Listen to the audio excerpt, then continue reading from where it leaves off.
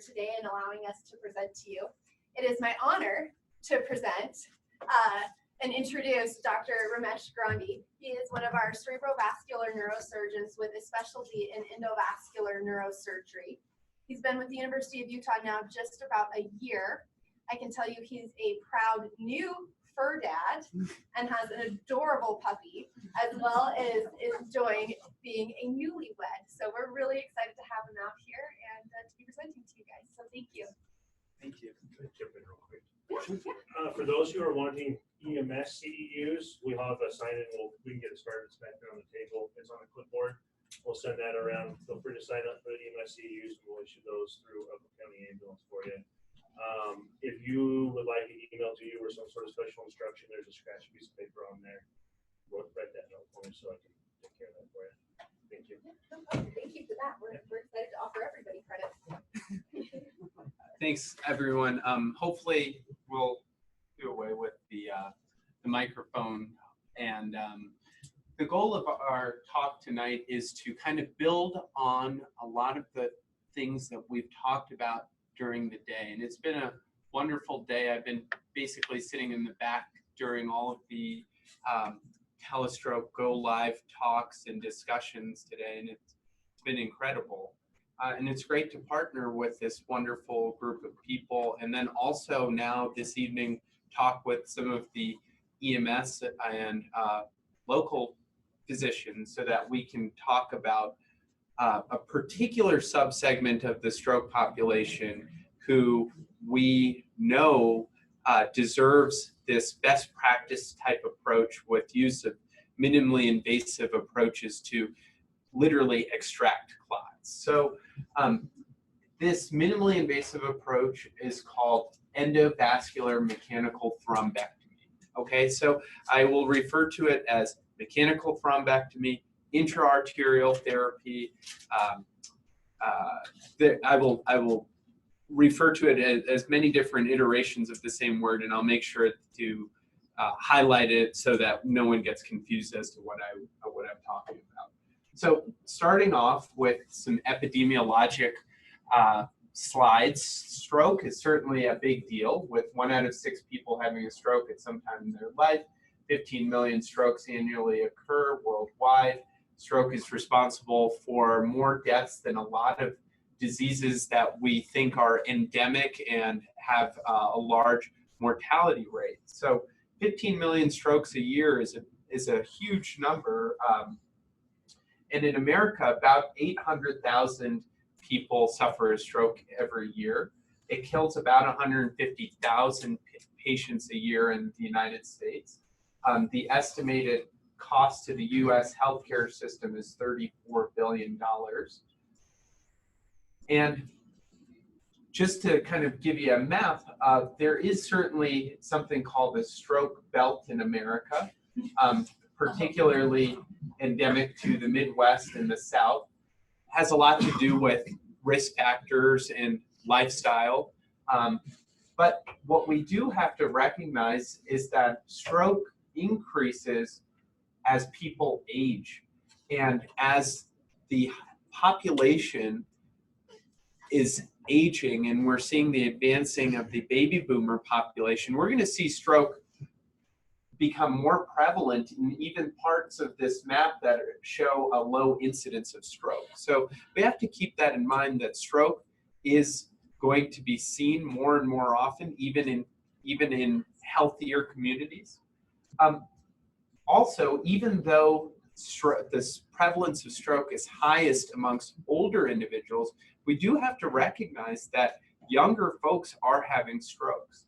And in 2009, about 1/3 of people who were hospitalized for stroke were less than 65 years of age. So it is important to recognize that even our young patients can have a stroke, and we see it routinely with patients who, even in their 20s, having strokes for various reasons. Again, I alluded to this a second ago. The elderly comprise the fastest growing segment of the population in developing countries, and certainly that is the case in the United States as well. So there are 3 stroke types, and it is important for all of us to talk about the 3 stroke types, even though we're not going to concentrate on the latter 2 tonight. Ischemic stroke is something that we've highlighted today with our talks on the use of TPA and tonight's talk on endovascular thrombectomy.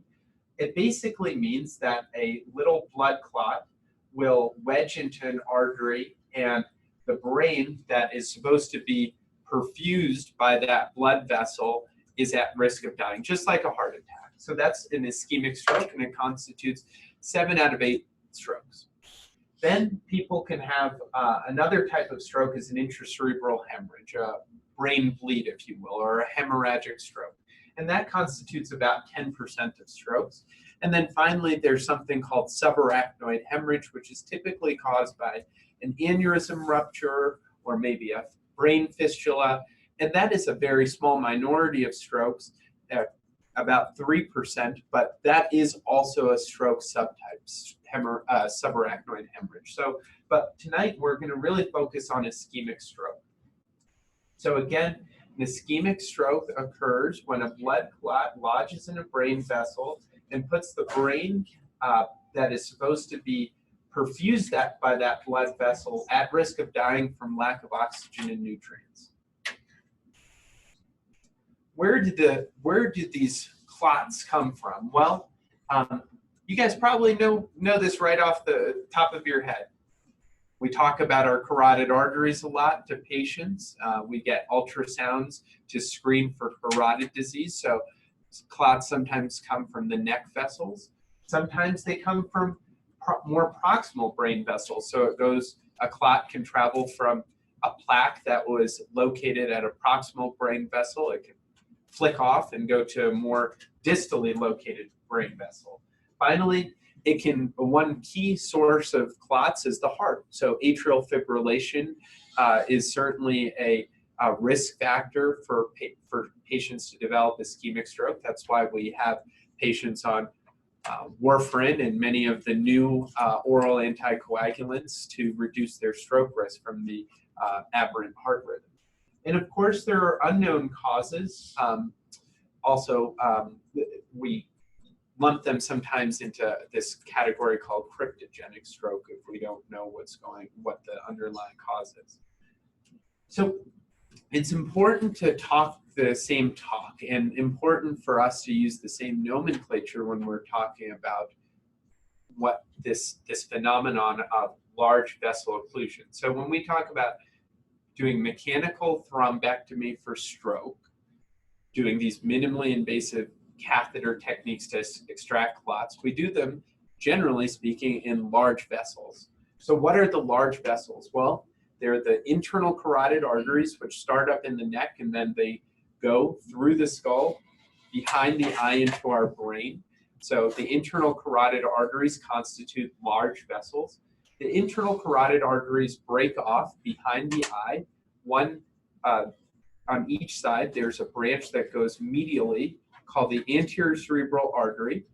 And then there's a branch on each side that goes laterally called the middle cerebral artery.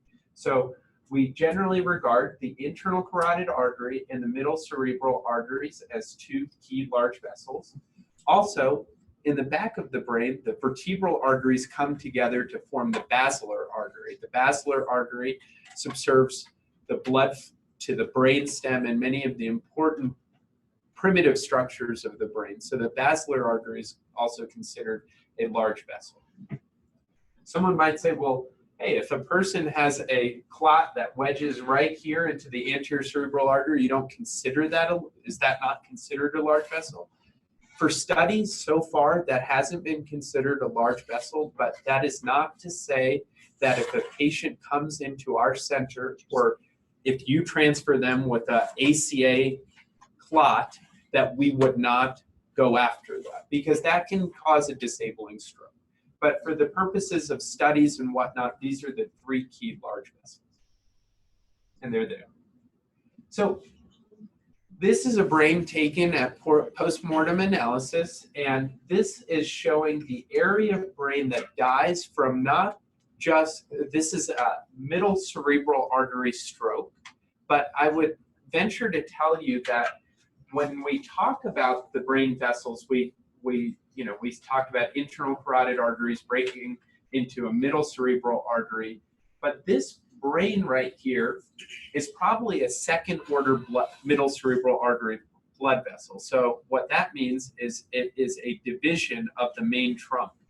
So you can tell that even in this kind of division branch occlusion, this much brain is lost, that a main middle cerebral artery occlusion will lead to a ton of brain loss. So obviously we would not like this to be any of our brains, but it gives you an idea, puts it into context, how much brain can potentially be lost with one of these large vessel occlusions. So I think Chelsea mentioned this earlier in terms of how many neurons are lost per minute. So the importance of recognition, quick triage, transfer, and treatment is so crucial because the amount of neuronal loss per minute and the fact that the brain doesn't recover those neurons. What's lost is lost.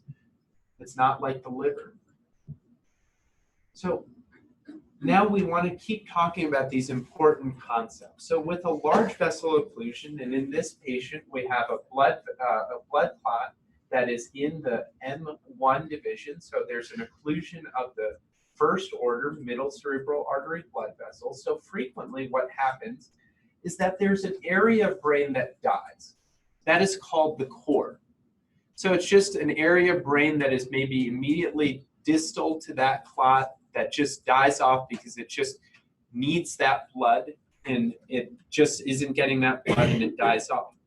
But oftentimes there's a huge area of brain at risk.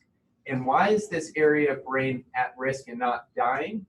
Well, because this clot is wedged here and perhaps there's some collateral circulation that is just keeping this brain alive, keeping this brain with enough nutrients and oxygen to hang on. And that's the penumbral tissue. And that's the brain tissue that is at risk of dying off. And that's the tissue that we seek to save with what we're doing. So large vessel occlusions are actually quite common. I used to think that large vessel occlusions, you require a big clot to wedge into a big blood vessel, so that can't be that common. But actually studies suggest that upwards of 36, 37% of strokes in some studies can be from large vessel occlusions. They are severe. We just saw a picture of a brain after a second division middle cerebral artery stroke. You can tell that the patients with large vessel occlusions will have a significantly higher mortality and a significantly higher morbidity than a patient with a smaller vessel involved. Large vessel occlusion strokes are actually responsible for 9 out of 10 deaths of patients who experience ischemic stroke. So a huge burden in terms of mortality and morbidity. And most importantly for us, for my practice, is that large vessel occlusion strokes respond poorly to intravenous TPA. So the clot busting medicine that is truly life-saving in many, many instances actually doesn't work that well for patients with large vessel occlusion. It only works, and this is a very generous number according to some studies, in 35% of middle cerebral artery strokes, and in carotid strokes, less than 10%. And the reason why is that there's a huge clot burden, and it's really hard for this clot busting medicine to break up all that clot.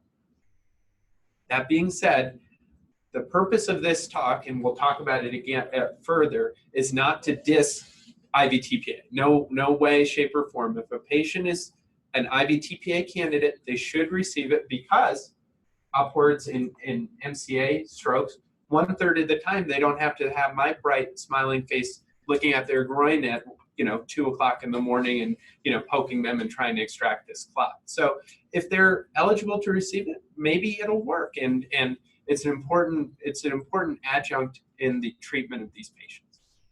So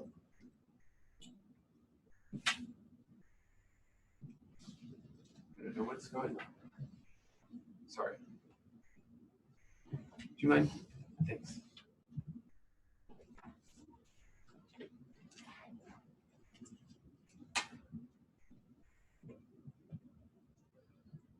Okay. Well, Okay, now.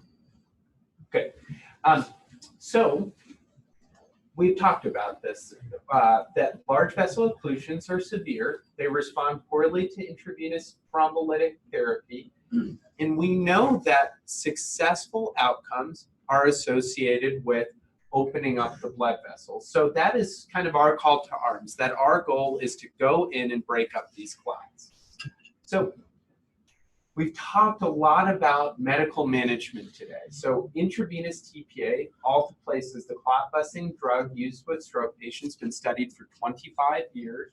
Patients must be within the time window of 0 to 4.5 hours from symptom onset. And there are a number of contraindications to the use of intravenous TPA for patients with stroke. History of brain bleeding, being on blood thinners such as warfarin or many of the NOACs. So there are some contraindications that we have talked about a lot today. Mechanical thrombectomy is a procedure in which we go in using a catheter, and then sometimes we place a stent, or sometimes we just use the catheter, or that's a fancy word for a tube, to go right up to the clot and extract it. The time window for mechanical thrombectomy is much longer than the 4.5 hours.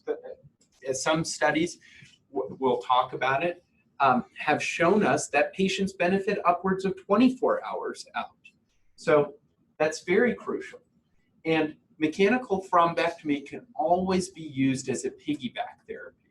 So, you know, we've talked about the fact that IV TPA oftentimes doesn't work, unfortunately. So we can take these patients who've received IV TPA and then piggyback the mechanical thrombectomy procedure on top of the intravenous TPA.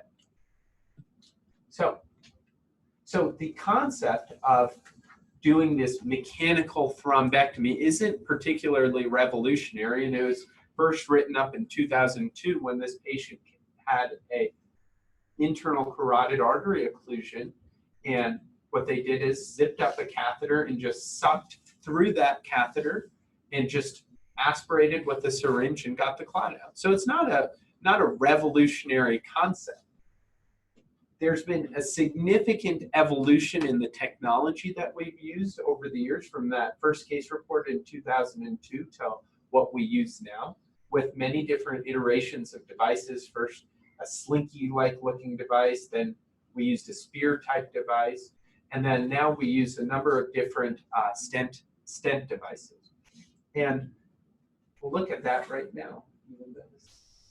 It's not working again.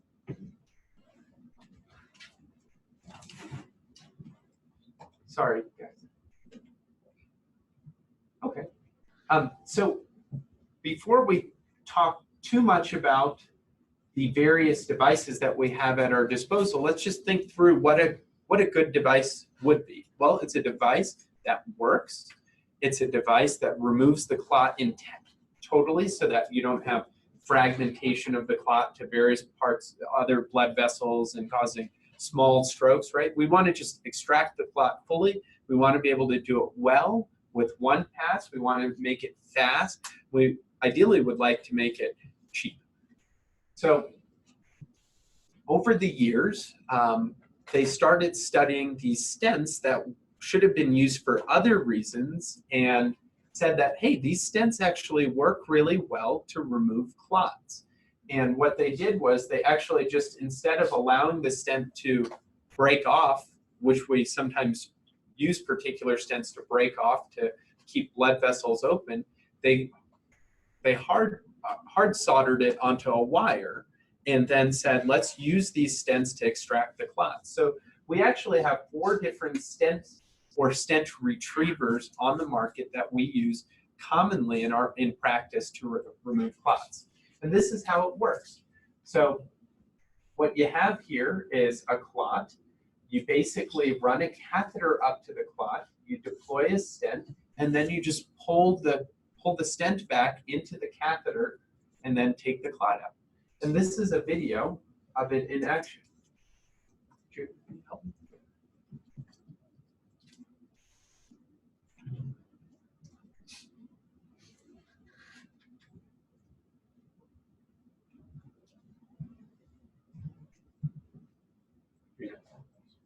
Okay, so there's the clot. What we do is we run up a wire past the clot and then advance this tube or a catheter through the clot. Then what we do is push the stent out and deploy it. And what you'll see, you're going to see it right here, is that the stent, with the warmth of the blood, opens up and kind of intercalates itself into the clot. That's unfortunate. Stop. So what it does is it opens up, it intercalates itself into the clot and forms a channel right through the middle. And that allows for blood to flow while we have this stent up. And we leave the stent up kind of marinating there for about 5 minutes. And the reason for that is so that it can really kind of grasp onto the clot can get adhered to the wall, the stent tines. And in the whole time, blood is flowing through the stent. We've restored blood flow. Then eventually, we just yank and pull the clot out, ideally in one piece, and restore blood flow. So so we've talked about the fact that the concept of extracting clots really started in 2002, and we are in 2019.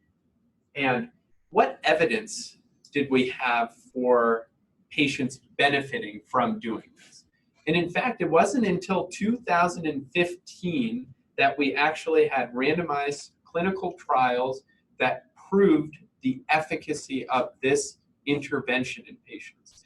It was actually quite strange that even when the first studies came out in 2013 that we could not find benefit for doing this. And that was mainly because we didn't use the right technologies. We were using old devices that took a long time to use. So in 2015, there was a number of trials that came out that showed that patients who were randomized to receiving intravenous TPA plus the use of a stent retriever did better than those who received intravenous TPA alone. So what they wanted to do is use a very generalizable patient population, basically saying that they were all IV TPA candidates, and those who got the IV TPA plus the use of a stent retriever did much better and had much better outcomes with less disability at 90 days when they got the minimally invasive clot evacuation surgery. Again, the critical success factors for these 5 studies were that newer devices were used, they selected patients correctly, and it was also predicated on getting them to the interventional cath lab suite faster. I'm going to skip that slide.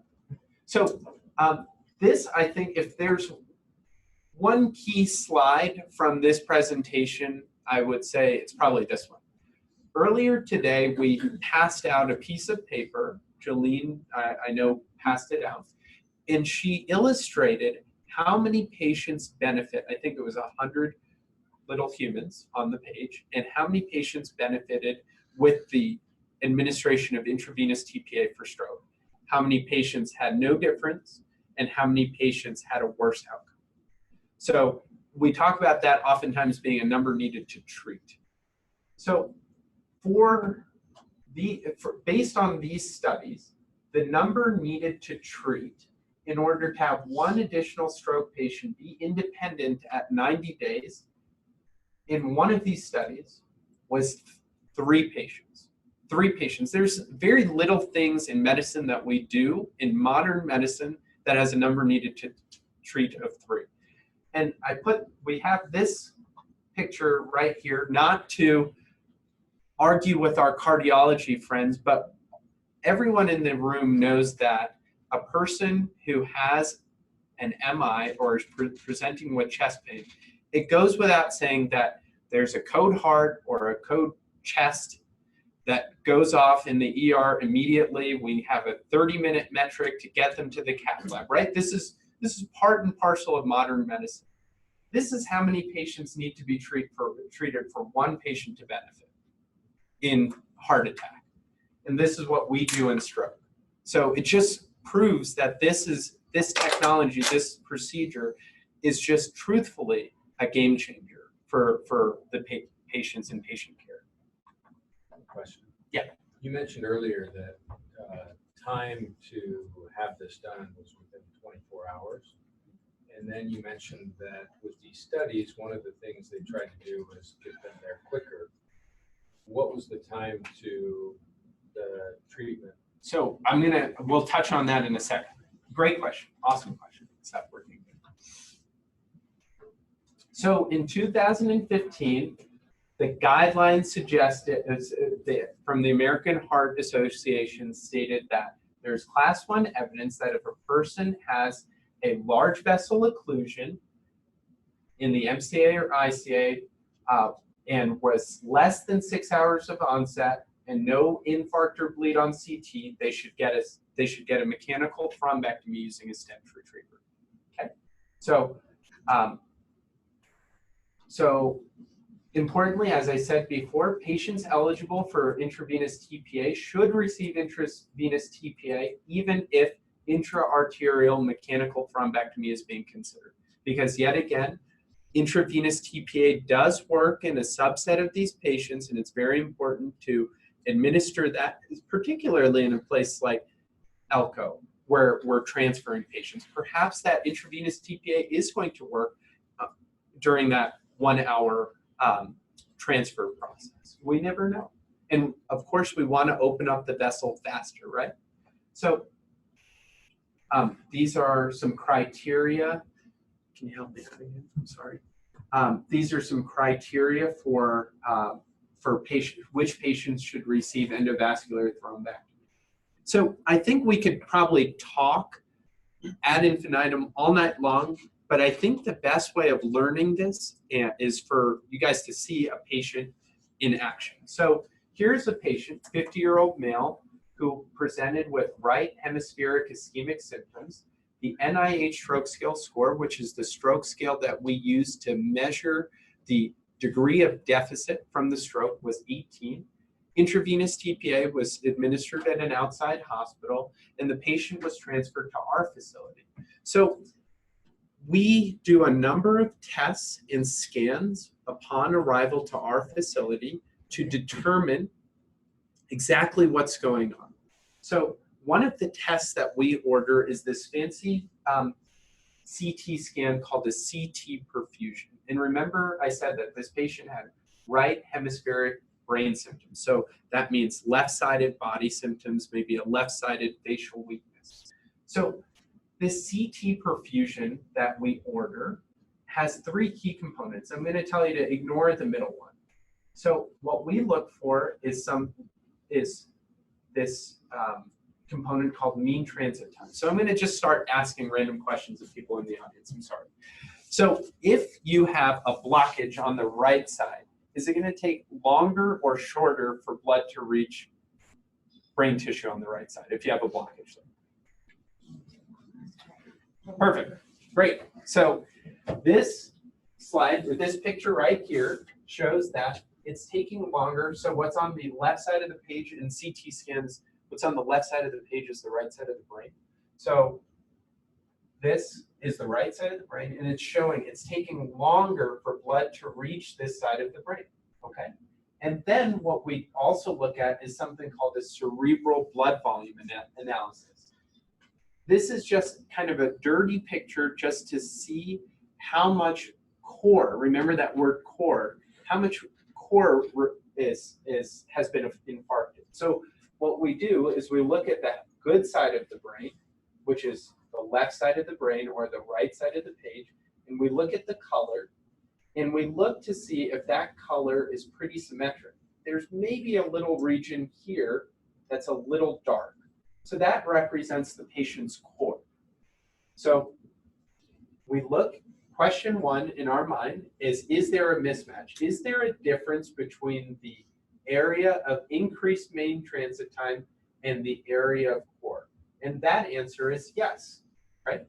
Pretty clear. So that gives us our penumbra. That tells us how much brain tissue is at risk. And question two, should we go to the angioscreen? Yes. So I did not put the slide in that shows that this patient also had a CTA that showed that there was a right-sided carotid artery occlusion.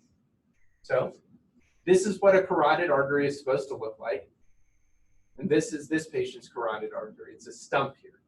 So the first step was placing a stent. And then the second step was to extract the clot. And then we frequently will get an MRI 24 hours after just to see how much brain died.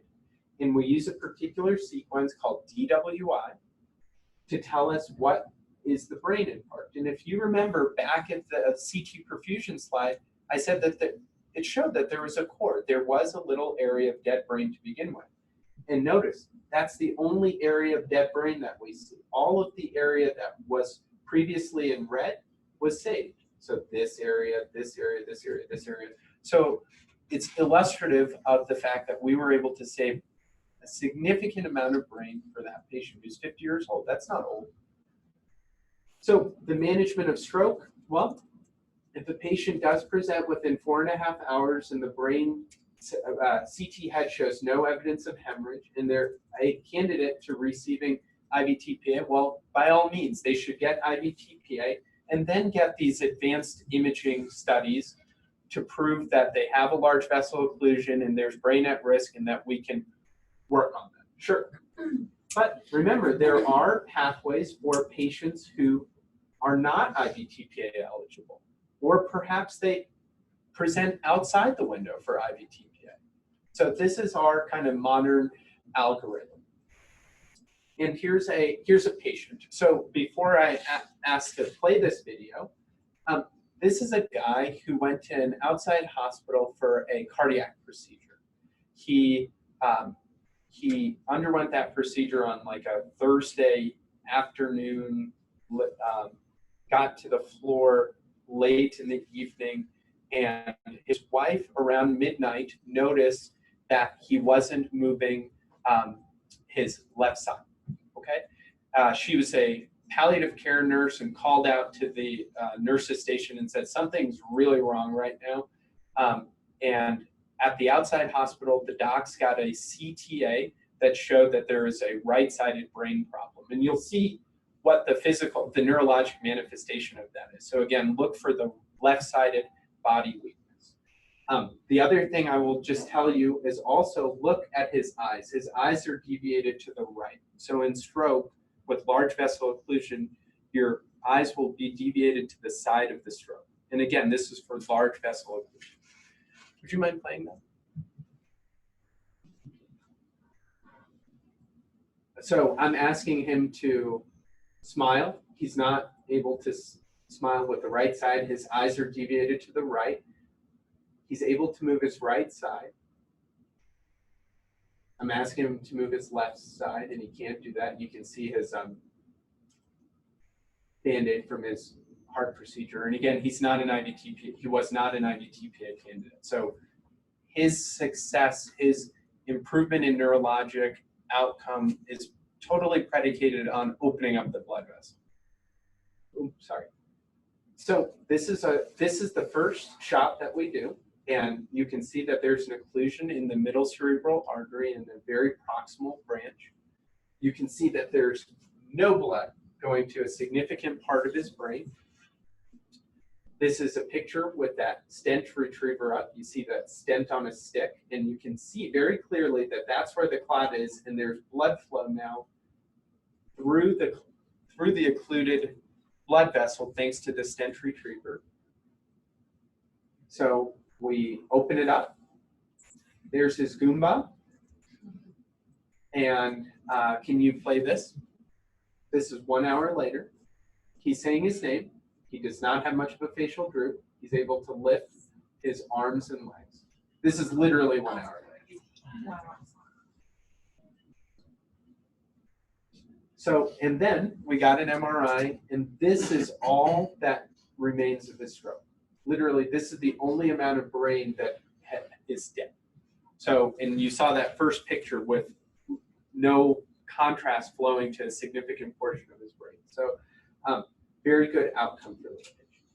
So, we had an excellent question earlier about times. So, remember, previous slide suggested in 2015, the AHA said 6 hours for mechanical thrombectomy. But, so let's just take the patient we talked about. What if that guy showed up, this patient with the same pictures, showed up with an unknown onset of symptoms, or his symptom onset was 10 hours beforehand? I mean, are we going to say that there's an arbitrary 6 hour timeline when you know that there's a significant area of brain that can still be salvaged? So there were actually a couple of studies that enrolled patients to exactly answer that question. So one of them was called Diffuse 3 and took patients up to 16 hours out from their last known well. They used these special pictures called CT perfusion to determine whether they were endovascular candidates.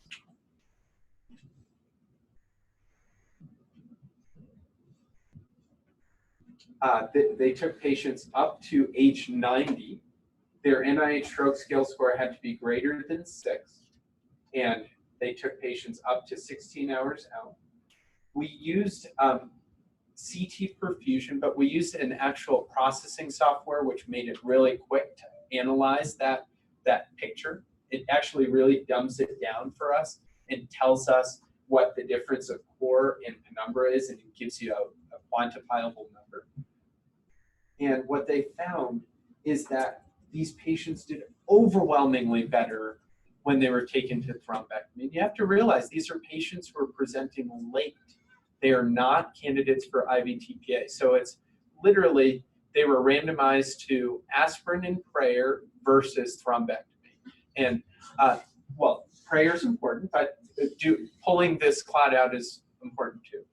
And they found a number needed to treat of 2. And their modified Rankin score, meaning that the modified Rankin score of 0 to 2 at 90 days means that they were able to be independent. Patients taken for thrombectomy, there was a 45% independence rate, and patients who weren't had a 17% independence rate at 90 days. We'll keep moving fast because I don't want to belabor anything too much. Dawn was another trial. Dawn took patients even into a later window of 24 hours. They used the same criteria. They used this CT perfusion software. And what they were able to find, again, is that patients did significantly better with a rate of independence of nearly 50% who were taken for thrombectomy as compared to 13% who were treated with aspirin. So this is how we built the body of evidence to now state that we take patients upwards of 24 hours out from their time of onset with the concept that they have images that show that there's not totally infarcted brain and that we can salvage that brain tissue. And I hope this makes sense. All we're doing is saying that we're going to let the pictures guide our therapies. And I think that makes complete sense in the era of modern medicine. So now we're going to start going through the last part of the slides and telling you what the advances are. I mean, this has been a revolution. These two latest studies, Dawn and Diffuse, were written up or presented in 2017. So we're just kind of, it is just really fast-paced development in terms of this field. One of the things that has been exceedingly helpful to us is that in the past, and please realize that you should really have, take this with a grain of salt and don't feel too bad for us. We would have to wake up in the middle of the night for CT perfusion scans, log in on the computer. Oftentimes they wouldn't be pushed to our PACS radiology service, and then we call in to the CT tech saying, why isn't this pushed over? This takes 15, 20 minutes back and forth. But now what happens is that patient goes through a CT machine for a CT perfusion. That data is sent through the cloud to a system in California, to oftentimes one of two companies that exist with this technology, and you literally get a ding on your cell phone, and you get something this simple in terms of the fact that, oh, there's an occlusion in the right side, there's a perfusion mismatch of X, Y, and Z parameters, and I'll show you a patient for example. So this is a 31 or 32-year-old guy who started experiencing right arm paresthesia, so numbness, something weird in his right arm, going to bed on a Friday night. In the morning, he couldn't form words, and he was speaking in gibberish, and he tried to get in touch with his wife, and she actually showed me the voicemail that he left for her. It didn't make any sense. And he went to an outlying hospital. He was too late to receive TPA, and then he was transferred to our hospital where at approximately 8 p.m., a CTA and CTP were done, and the scans were sent to our phone. This is obviously not my hands, but the point is that this is the this is how it looked. It was a left-sided problem with evidence of a left-sided MCA occlusion. We had a rapid CT perfusion that showed that there was a significant area of penumbra. Can you help me advance the slide? We brought him to the angio suite. We saw that there was a second division MCA occlusion. We revascularized the patient. TK3 means perfect recanalization. The guy walked out of the hospital. Now let's put that in perspective. 33 years old. That's a lifetime of disability, unable to speak, potentially right-sided deficit, and this guy walked out, back to work. So it's huge what we're able to do for these patients. So now with the fact that there's a lot of EMS in the room, I wanted to kind of speak to you guys. So this is obviously not Nevada or Utah, but it is very important to think of systems of care and how triage is organized in a state. And we are so happy to partner with Northeastern Nevada Regional Hospital to provide for them comprehensive stroke coverage. So in the state of South Carolina, there are 3 comprehensive stroke centers where there is 24/7 neurointerventional capabilities. And primary stroke centers feed into those hospitals. So patients are frequently brought into primary stroke centers. They're triaged by able and capable ER docs who recognize that they're having a stroke, initiate telestroke, start TPA, and get them to comprehensive stroke center. So it is important for primary stroke centers to exist. And especially it's important for comprehensive stroke centers such as the University of Utah to avail ourselves to work with you guys and partner to deliver these important, to be able to deliver these life-saving interventions for these patients.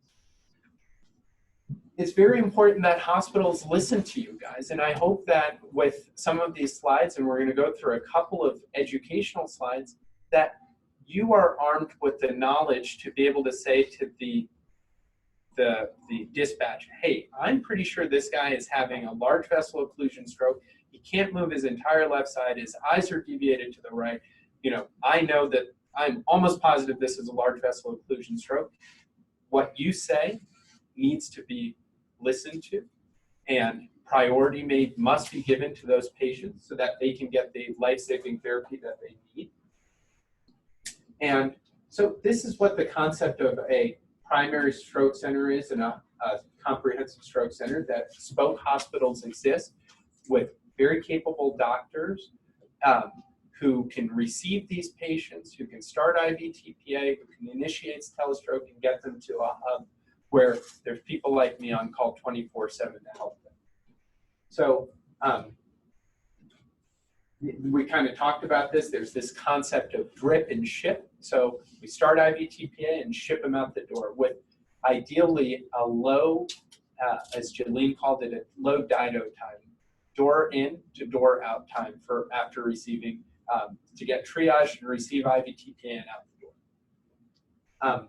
So very important for us to just quickly go over for everyone in the room, but particularly EMS. So what are we looking for a left-sided brain problem, large vessel occlusion? Well, left-sided brain problem, remember what I said before, the eyes for a large vessel occlusion will be deviated to the same side of the brain where the clot is. So left-sided brain problem, they'll have left gaze preference, they'll have right facial weakness, they'll have right-sided body weakness, they'll oftentimes have aphasia. Okay, right hemisphere problems. Well, you just saw it in that video. The guy was able, his eyes were deviated to the right. He was able to move his right side, but his left side was knocked out with left central facial weakness. What you didn't hear, I'm sorry about that. He could speak. He had mumbled or garbled speech, but he was able to speak, and that's called dysarthria. So frequently patients with right-sided brain problems are able to speak, but they'll just have dysarthria speak. Brainstem strokes are a lot harder to kind of recognize. Patients will frequently have nausea, vomiting. They'll have their eyes might be deviated in various ways, like one up, one down, an eyelid droop. So brainstem strokes are pretty hard to recognize, and sometimes they almost look like they're trauma patients with a deep depressed GCS. Just for hemorrhagic stroke, frequently patients complain of headaches, specifically with subarachnoid hemorrhage from aneurysm ruptures. They'll complain of worse headache and flight. On the abnormal eye movements, would nystagmus be one of them or no? It can be with a brainstem stroke. So in the common literature and of what we tell to normal everyday people is an acronym of FAST for stroke: face, arm, speech, and time. So that's good. It's important to use that an acronym to recognize stroke, but I think we can get a little bit more nuanced with everyone in the room. So many EMS folks use pre-hospital stroke scales. Cincinnati is what's used in the Salt Lake area. What do you guys use in terms of a pre-hospital stroke scale? Cincinnati? Okay, perfect. So you guys are familiar with the Cincinnati pre-hospital stroke scale. So here's one pre-hospital stroke scale. There's a Los Angeles pre-hospital stroke scale. Interestingly, in the Los Angeles group, what they did was they incorporated a motor scale. And what they realized when they incorporated the motor scale is that they had a pretty good accuracy of detecting patients with large vessel occlusion. So, sorry again. So there has been the advent of some new stroke skills, such as RACE, which incorporate many of the things we just learned about tonight. For example, gaze deviation. And EMS has been taught the RACE scale, or another one is VAN, to judge in the field whether a person is having a large vessel occlusion. And we have seen that you guys are really good once you learn these scales, and hopefully you kind of learned it tonight, that you are excellent in predicting if the patient is having a large vessel occlusion, with this study showing an 85% positive predictive value by EMS. So I think and so this health system takes the RACE scale score last well-known time, anticoagulation, estimated time of arrival to activate their cath lab early. So, you know, it is important for you guys to be armed with that knowledge, because then you can pass that on to the ER providers. We can recognize these patients early and get them to a center early. Remember, we did say that you're eligible for a thrombectomy at up to 24 hours, but that doesn't mean your brain has tolerated that lack of flow. So again, if your brain is infarcted, we can't do much for it. So early recognition and triage is key. So our hospital workflow, there's so many people involved, and all of the folks that got to speak earlier are really the linchpins behind this. Sometimes I get to do the fun aspect of pulling out clots, but if it isn't for Lee back there calling at 2 in the morning and saying, hey, I talked to the ER folks at Northeastern Nevada, I have a patient that we're bringing over. If it isn't for him, if it isn't for Jalene, if it isn't for Chelsea, if it isn't for all the folks in the room who make this possible, it isn't possible. The key, again, is time recognition. There's studies that have shown that still wasting time getting a person to a cath lab is associated with a decreased chance of a good outcome. We need to reduce door-to-needle times. There's many different ways of doing that, and I think that that was kind of germane to our previous discussion earlier today. We employ at our hospital, we don't use a linear process. We don't wait for the next step to be done. You know, we don't wait for the patient to get to the ER before activating the cath lab team. So Lee is already calling me when the patient is in the air. I'm calling all of my techs in. And we'd much rather prefer to send everyone home than for the patient to wait an extra 15 or 20 minutes with their brain not receiving important blood flow. So we employ a parallel process in which people are running in even before the patient is there. So last couple of slides. So this is an article that came out in February 2018 in the Wall Street Journal. And it basically says breakthrough stroke treatment can save lives if it is available. So here you see a person with an MCA M1 occlusion on the left. So what we know, as we said before, that 40%, about maybe 30 to 40% of all ischemic strokes are large vessel occlusion. Not everyone, not all of those 40% will be a candidate for a thrombectomy. Maybe their brain has infarcted or whatnot. So we put a target that 20% of patients should receive, 20% of patients with an ischemic stroke should receive mechanical thrombectomy. Even in the best metro area in the country, we're at 9.3%. Salt Lake City is at 5.6. I came to Salt Lake City from San Antonio, which had a 2.1% rate.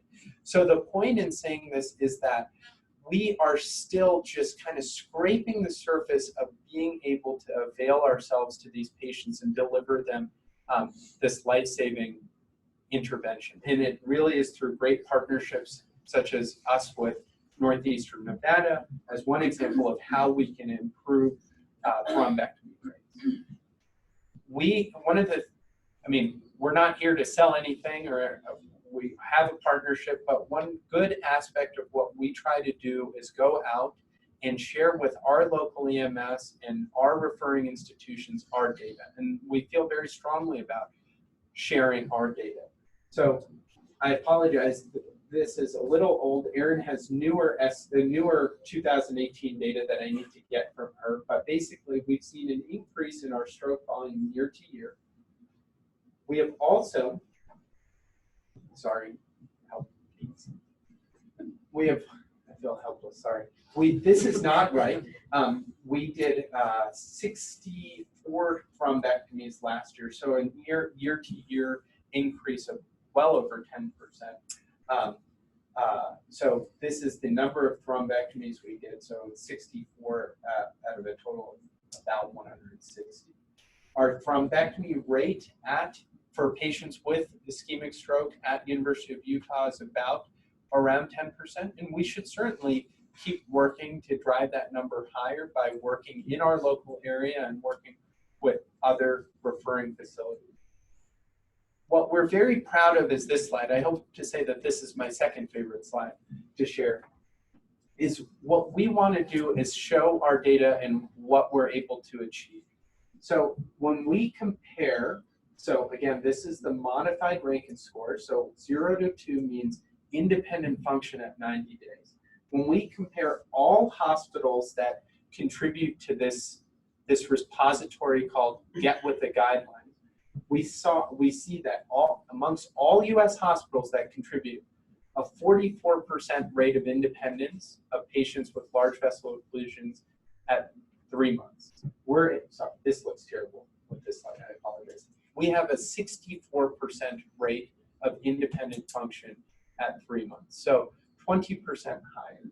We have a significant, and in the Western region, we still do better than Western regional hospitals. We have a lower rate of dependence and a lower rate of death.